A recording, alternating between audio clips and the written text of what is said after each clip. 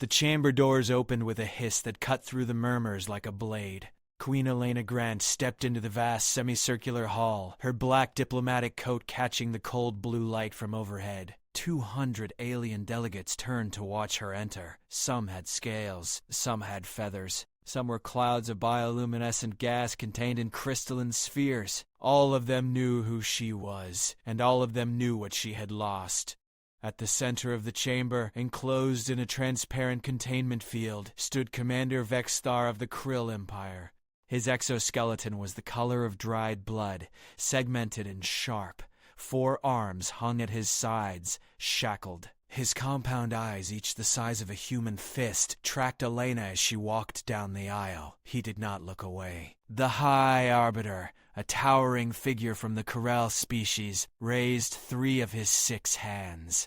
Silence fell instantly. His voice resonated through translation implants embedded in every skull and sensor array in the room. Queen Elena Grant of Earth. You have traveled far to bear witness. The accused has been found guilty of 17 counts of war crimes, including the orbital bombardment of civilian colonies on Kepler 442b. 300,000 human lives were extinguished under his command.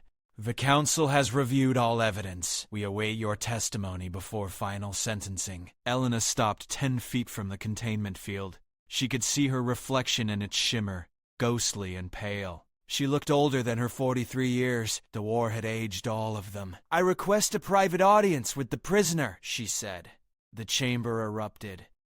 Delegates shouted in a dozen languages, their translation implants creating a cacophony of outrage, confusion, and disbelief. The High Arbiter slammed his primary hands on the podium, creating a boom that silenced them all. "This is highly irregular," he said, his tone careful. "The accused is dangerous. He has shown no remorse." "I understand," Elena replied. Her voice was steady, but those close enough could see her hands trembling at her sides.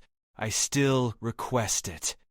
The High Arbiter's sensory tendrils quivered, a sign of deep consideration among his people. "Finally," he gestured to the guards. 15 minutes. "The field remains active. Guards will be present." They escorted her to a smaller chamber adjacent to the main hall. The containment field hummed as Vex'thar was moved inside, his shackles magnetically locked to the floor. The guards positioned themselves at the door. Elena waited until it sealed behind her. For a long moment, neither spoke. Elena studied the creature who had taken everything from her. Vex'thar studied the human who had every right to demand his death. "You are smaller than I expected," Vex'thar said finally. His voice came through the translator as a low rasp like grinding stone. "The report said humans were fragile. I did not believe it until now." "My daughter was 9 years old," Elena said quietly. "Her name was Lily. She liked to paint. She painted sunsets mostly, orange and pink and purple. She said they reminded her that even endings could be beautiful." She took a step closer to the field. "She was in the primary school when your ships arrived. The building was marked with civilian indicators. You fired anyway." Vex'thar's mandibles clicked, a sound that might have been dismissal or discomfort. "I followed orders. Your colony was harboring military supplies. Intelligence confirmed it. Intelligence was wrong. That is war." Elena's jaw tightened. "That is murder. Then execute me," Vex'thar said, spreading his forearms as much as the shackles allowed. "That is why you are here, is it not? To see me die. To have your revenge." "No," Elena said. The word hung in the air between them. "I came to ask you a question." Vex'thar's compound eyes glittered. What question could a human queen possibly have for a condemned soldier? "Do you have children?" The silence stretched. Vex'thar's exoskeleton plates shifted, a subtle sign of tension among his kind. When he spoke again, his voice was different, quieter. "I have never met him." "Why not?" "Because I have been at war since before his hatching. Because the Krill do not raise their young. Because warriors do not concern themselves with such things." His mandibles clicked rapidly. "Because it is better he does not know me." Elena felt something twist in her chest, something she had not expected to feel standing before her daughter's killer. "How old is he?" "By your measure, 14 of your years." Then he is almost grown. Does he know what you have done? He knows I am a commander. That I serve the Empire. That is all he needs to know. Elena shook her head slowly. He will know you are a war criminal. He will know you killed children. That will be your legacy. Not service, not honor. Just blood. Vex'thar's entire body went rigid. For the first time since Elena had entered, he looked away. What do you want from me, human? Apology? I have none. Regret? That is a luxury soldiers cannot afford. I want you to understand something, Elena said. She pressed her hand against the containment field, feeling it buzz against her palm. I could demand your execution. Every delegate in that chamber expects it. My own people expect it, and you would die believing that this is simply how wars end, with bodies, with revenge, with the cycle continuing forever. And that is not how it ends? Not for humans, Elena said. Not anymore. She turned and walked back to the door. Before it opened, she looked over her shoulder. I will see you again soon, Commander. When the council reconvenes, I want you to listen very carefully to what I have to say. The guards escorted her back to the main chamber. The delegates were still arguing among themselves, speculating about what had occurred in that private room. Elena took her position at the central podium. The High Arbiter called for order. Queen Elena Grant, you have spoken with the prisoner. The council now asks for your testimony regarding appropriate sentencing. The prosecution has recommended immediate termination. Do you support this recommendation? Every eye in the chamber fixed on her. Every translator primed. Even the environmental systems seemed to quiet, as if the station itself was holding its breath. No, Elena said clearly. I do not. The eruption was instantaneous. Delegates surged to their feet, mandibles clacking, tentacles writhing, wings flaring. Accusations flew. Weakness. Betrayal. Madness. The High Arbiter pounded for order, but the chaos swelled. Elena waited. She had expected this. She stood still and silent as the storm raged around her, her hands clasped in front of her, her expression calm. Gradually, the fury burned itself out. One by one, the delegates retook their seats, watching her with expressions ranging from confusion to contempt. Explain yourself, the High Arbiter demanded. Elena took a slow breath. For 30 years, humanity fought wars that nearly destroyed us. We developed weapons that could crack planets. We built artificial intelligence that turned against us. We engineered diseases that killed billions. And in the end, when we stood on the edge of extinction, we made a choice. She paused, meeting the eyes of delegates across the chamber. We chose to stop. Humans are weak, hissed a Zinthari delegate, her scales flashing crimson. You lack the spine for true justice. Justice and vengeance are not the same thing, Elena countered. Executing Commander Vex'thar accomplishes nothing except adding one more body to the pile. His death will not bring back my daughter.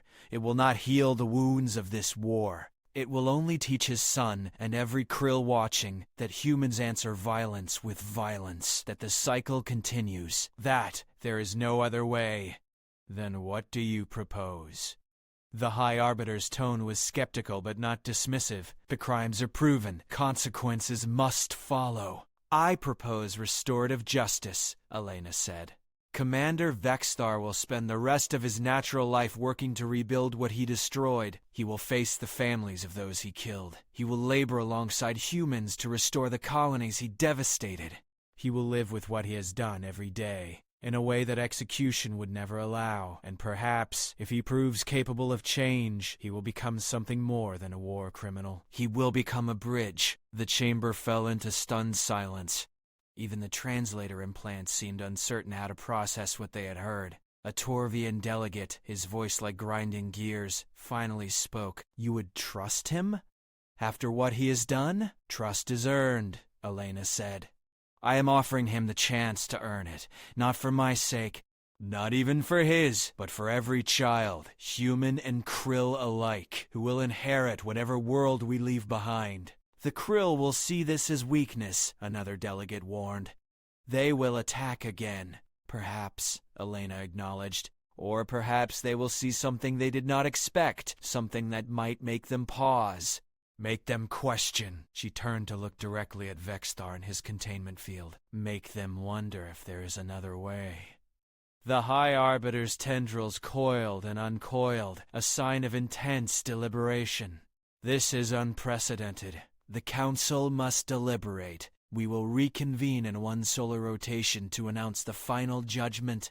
As the delegates filed out, still murmuring and arguing, Elena remained at the podium. She felt hollowed out, scraped clean. She had said what she came to say. Now came the hardest part. Waiting. A guard approached. "Your quarters have been prepared, Your Majesty." Elena nodded, but she did not move immediately. Her eyes drifted to the containment field where Vex'thar stood motionless, his compound eyes fixed on her. She could not read his expression, could not guess what he was thinking. She wondered if he thought her mad, weak, foolish. She wondered if she was all of those things. That night, alone in her quarters, Elena stood at the viewport and stared at the stars. Somewhere out there, light years away, was Earth, was home. Was the grave where Lily rested beneath the willow tree. She had made a promise at that grave before leaving, not a promise of vengeance. A promise of meaning, that Lily's death would not be just another statistic. Another reason to hate, another link in an endless chain. The next rotation came too quickly and too slowly. Elena returned to the chamber to find it packed beyond capacity. Word had spread across the station. Species that normally avoided council sessions had come to witness this moment. The High Arbiter took his position, his 6 hands moving through a ritual gesture of judgment. "The Council has deliberated," he announced. The decision was not unanimous. However, a majority has been reached. Commander Vex'thar will be sentenced to life imprisonment with labor, as proposed by Queen Elena Grant of Earth. He will be remanded to human custody and will serve his sentence on the colony worlds he attacked. He will rebuild. He will face those he harmed. And he will live with the consequences of his actions. The chamber divided instantly. Some delegates nodded approval. Others stormed out in protest. Elena barely heard them. Her legs felt weak, but she forced herself to remain standing. "There is one final matter," the High Arbiter continued. He gestured, and guards began moving Vex'thar's containment field toward the central platform. "Queen Elena Grant has requested to address the prisoner directly before the Council. This is granted." Elena walked forward as the field settled into place. She stood facing Vex'thar, separated only by the shimmer of energy. The chamber grew quiet. Even those who had been leaving paused to watch. Elena looked up at the towering figure of the Krill commander. She thought of Lily, of the sunset paintings, of the life that should have been. And then she thought of Vex'thar's son, growing up without a father, learning only hate and war. She thought of the cycle, the endless, grinding cycle. She deactivated the containment field. Gasps rippled through the chamber. Guards reached for weapons. The High Arbiter half rose from his seat, but Elena simply stepped forward into the space where the field had been and opened her arms. She embraced the monster. Vex'thar went absolutely still. His 4 arms hung at his sides, shackled and useless. His exoskeleton was cold and hard against her. She could feel the rapid clicking of his respiratory system, the alien heartbeat thrumming through his thorax. The entire court fell silent. Not a murmur, not a whisper, just the hum of station systems and the quiet rasp of breath. Elena spoke, her voice low enough that only Vex'thar could hear, but the translator implants picked it up and broadcast it through the chamber anyway. "Your son will know his father lived," she said. "He will know you chose differently. He will know that the human whose daughter you killed gave you a chance at redemption. And maybe, just maybe, that will be enough to break the cycle. For him. For all of them." She felt Vex'thar shudder. It started in his core and spread through his limbs, a tremor that built into something Elena recognized even across the vast gulf of species. He was breaking. The shell was cracking. How? Vex'thar's voice came out ragged, stripped of the mechanical coldness. "How can you touch me? How can you not hate me?" Elena pulled back just enough to look up at him. Tears streamed down her face, but her eyes were clear. "I do hate you," she said simply. "I hate what you did. I will always hate it. But I hate the war more. I hate what it did to you, to me, to all of us. And I am tired of feeding it. I am tired of letting it win. I killed your child. Yes, I would do it again if ordered. Elena shook her head. No, you would not. Not anymore. Because now you have a choice, and that is the difference between a soldier and a monster. Monsters have no choice. Soldiers do. Vex'thar's legs buckled. The shackles caught him, holding him upright, but his compound eyes dimmed. When he spoke again, his voice was barely a whisper. I am sorry. 2 words. Simple. Inadequate. But in the vast silence of the chamber, they landed like thunder. Elena stepped back. Guards immediately moved forward, reactivating the containment field and securing Vex'thar. But the damage was done. Every delegate in that chamber had seen it. The unthinkable, the impossible. A human queen embracing her daughter's killer. A Krill commander breaking. As Elena turned to leave, she saw them. In the observation gallery reserved for military witnesses, a cluster of Krill officers stood watching. Their exoskeletons were pristine, their weapons ceremonial. They had come to see their commander sentenced, to witness the end. But now they stood frozen, their compound eyes reflecting confusion, uncertainty, and something else. Something that might have been doubt. One of them, younger than the rest, met Elena's gaze. She inclined her head slightly. He did not respond, but he did not look away either. That was enough. Seeds did not need to sprout immediately. They only needed to be planted. Elena walked out of the chamber and did not look back. Behind her, the delegates erupted into argument and debate. Some called her the greatest peacemaker of the age. Others called her a fool. A few called her both, but none of them could deny what they had witnessed. None of them could unsee it.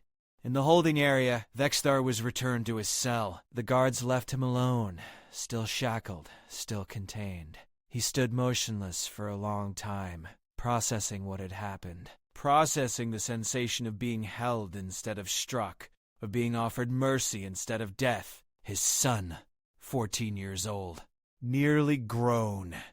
Did he know? Did he understand what his father had become? Vex'thar had spent his entire adult life believing that warriors did not need to think about such things. That duty erased doubt, that orders absolved responsibility. The human queen had shattered that illusion in a single embrace. He thought of the children on Kepler, 442b. He had not thought of them during the attack. They had been targets, coordinates, acceptable collateral, but now he saw them. Saw Elena Grant painting sunsets. Saw his own son, whom he had never met, learning that his father was a killer of children.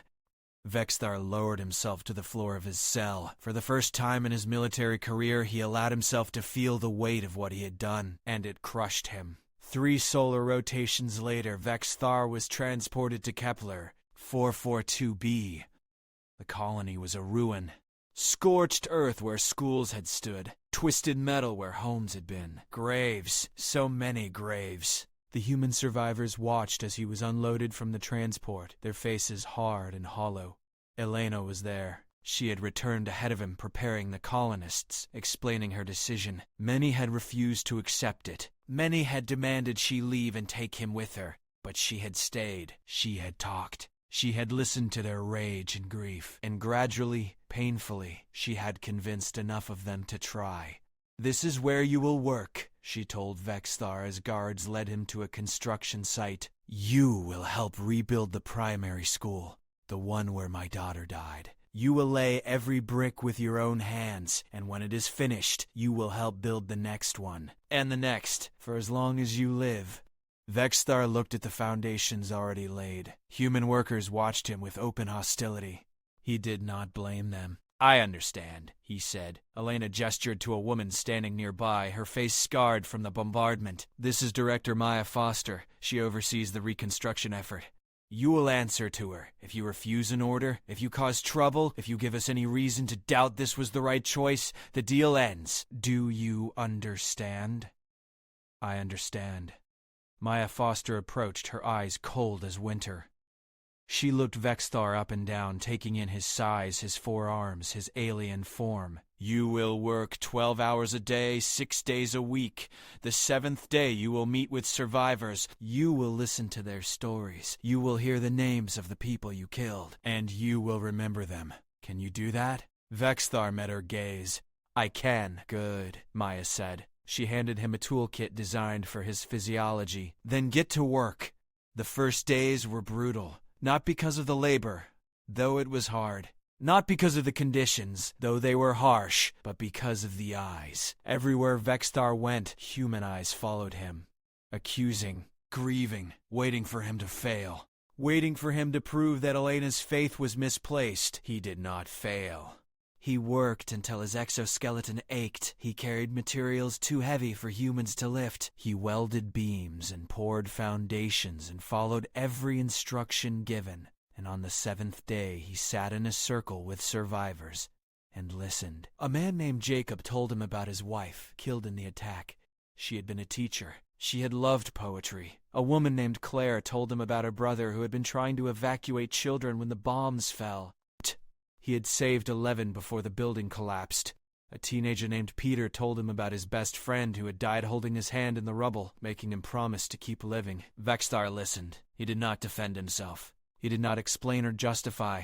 He simply listened, and the weight grew heavier. Weeks became months. The school began to take shape. Walls rose.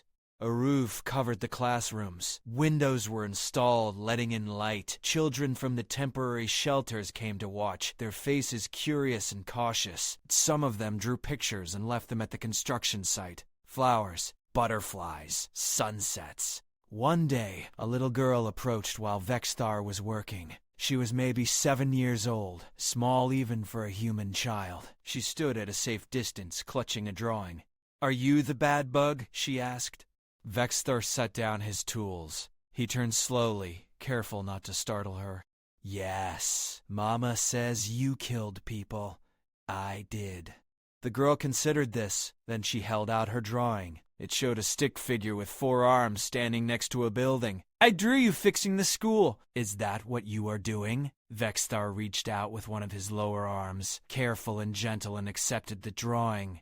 "Yes, that is what I am doing." "Okay," the girl said. Then she ran back to her mother, who stood watching with an expression Vex'thar could not read.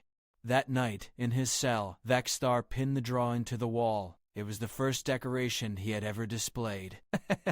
He stared at it for a long time before he slept. 6 months after his arrival, the school was finished. The colonists held the dedication ceremony. Elena came from Earth to attend. She stood at the podium and spoke about resilience, about hope, about choosing to build rather than destroy. And then she invited Vex'thar to speak. He had not expected this. He stood before the crowd, his 4 arms hanging at his sides. His voice transmitted through speakers so all could hear. He did not have a prepared speech. He only had truth. "I cannot undo what I have done," he said. "I cannot bring back those I killed. I cannot erase your pain. I can only offer my labor, my time, my life in service of rebuilding what I destroyed. It will never be enough, but it is all I have." The silence that followed was not hostile. It was simply heavy, weighted with grief and grudging acceptance. A few people nodded. Most just watched. But when he stepped down, no one threw anything. No one cursed him. And that, Vex'thar realized, was progress. 2 years into his sentence, something unexpected happened. A Krill delegation arrived at the colony. They were not soldiers. They were diplomats, representatives from the Krill homeworld, and they requested a meeting with Vex'thar. The meeting took place in the rebuilt school, in a classroom with drawings on the walls and small desks in neat rows. The delegation consisted of 3 Krill, their exoskeletons painted with diplomatic markings. One of them was younger, his movements uncertain. Vex'thar entered and stopped dead. He recognized the younger one immediately, the shape of the head, the pattern of the thorax, the genetic markers that could not be hidden. "Father," the young Krill said quietly. Time seemed to fracture. Vex'thar had imagined this moment in 1,000 different ways during his imprisonment. He had imagined anger, rejection, shame. He had never imagined this. His son, standing in a human schoolroom, looking at him with compound eyes that reflected curiosity and pain in equal measure. "Kale," Vex'thar said, his voice cracked. "You have grown." "I have," Kale said. He looked around the classroom, at the children's artwork, at the carefully constructed furniture. "I have been watching the transmissions." The reports about what you are doing here. The elders say you have brought shame to our people, but others," he paused, "others say you have shown a new kind of strength." One of the older delegates stepped forward. "We come on behalf of a growing faction within the Krill Empire. Those who are tired of war. Those who see what Commander Vex'thar has chosen and wonder if there is wisdom in it." "You want peace?" Vex'thar asked. "We want to explore the possibility," the delegate clarified. "The human queen's actions have caused division among us. Some see weakness, but many see something else.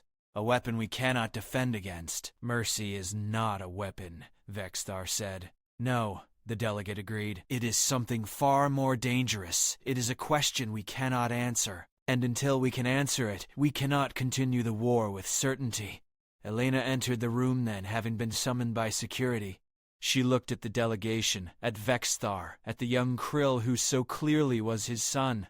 Understanding dawned in her eyes. "You came to see if it was real," she said. "We came to see if change is possible," the delegate corrected. "You have proven that humans can forgive the unforgivable. Commander Vex'thar has proven that Krill can choose differently. These are not things our philosophers believed possible."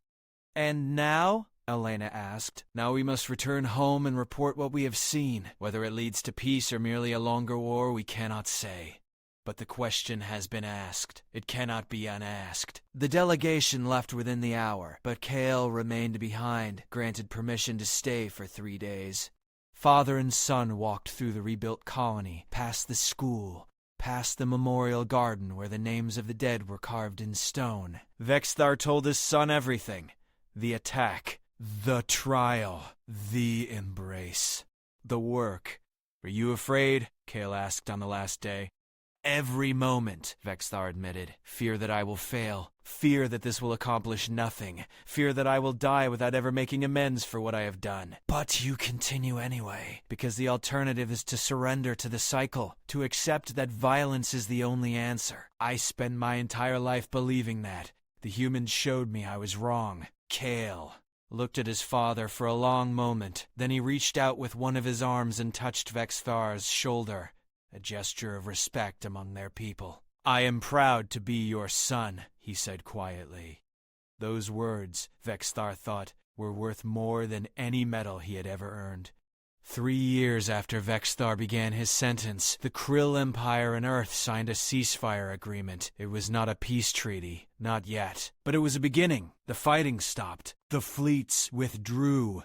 And negotiations began. Elena stood on the steps of the rebuilt school on Kepler 442b, watching children play in the courtyard. Human children and, now, a few Krill children whose parents were part of the diplomatic mission. They did not play together yet. Not really. But they played in the same space, and that was something. Vex'thar worked nearby, planting trees in the memorial garden. Each tree represented a life lost. He had 300,000 trees to plant. He would not live long enough to plant them all, but he planted them anyway, one after another, day after day. Elena walked over to him. They did not speak often, these two people bound together by tragedy and choice. But sometimes words were necessary. "Your son has joined the peace delegation," she said. Vex'thar paused in his digging. "I know. He sent a message. He is proud of you. He should not be." "I am a war criminal serving a sentence." "You are a father who chose to change," Elena corrected. "That is worth pride." Vex'thar planted another sapling, his 4 arms working in practiced coordination. "Do you think it will last? The peace?" Elena looked out at the playing children. "I think we have given them a chance. Whether they take it is up to them, and if they do not, if the war resumes, then at least they will remember that there was a moment when it did not have to, that 2 people from opposite sides chose differently. And maybe that memory will matter to someone, someday." Vex'thar turned to look at her fully. "Your daughter would be proud of you." Elena's breath caught. It was the first time Vex'thar had spoken directly about Lily. For a moment she could not respond. Then, quietly, she said, "I hope so. I hope she would understand why I did this." "She would," Vex'thar said with certainty, "because she was your daughter, And you taught her that even endings can be beautiful. Elena smiled, tears streaming down her face. Yes, I did. They stood together in the garden, human and Krill, queen and war criminal, two people who should have been enemies but had become something else entirely, not friends. Not yet, perhaps never, but witnesses to each other's transformation, proof that change was possible. Above them, the sun set over the colony, painting the sky in brilliant shades of orange and pink and purple. And in the courtyard, children laughed and played, oblivious to the weight of history being written around them. The cycle was not broken. Perhaps it never could be. But it had been interrupted, bent, given a chance to redirect. And in a universe that had known only violence for so long, that small interruption was everything. Elena looked at the sunset and thought of Lily, thought of all the endings and all the beginnings, and she knew, with absolute certainty, that this was the meaning she had promised. Not revenge, not justice, but the possibility, however fragile, of something better. The war had taken everything from her, but she had taken something back. Not vengeance, something far more powerful, hope.